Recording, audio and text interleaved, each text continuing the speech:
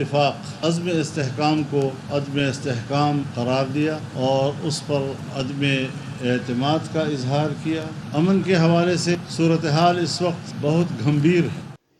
قبائل کو بھی آپریشن عزم استحکام قبول نہیں۔ مولانا فضل الرحمان کی گرینڈ قبائلی جرگے کے بعد میڈیا سے گفتگو، کہا ریاست اجرت میں فیصلے کر رہی ہے۔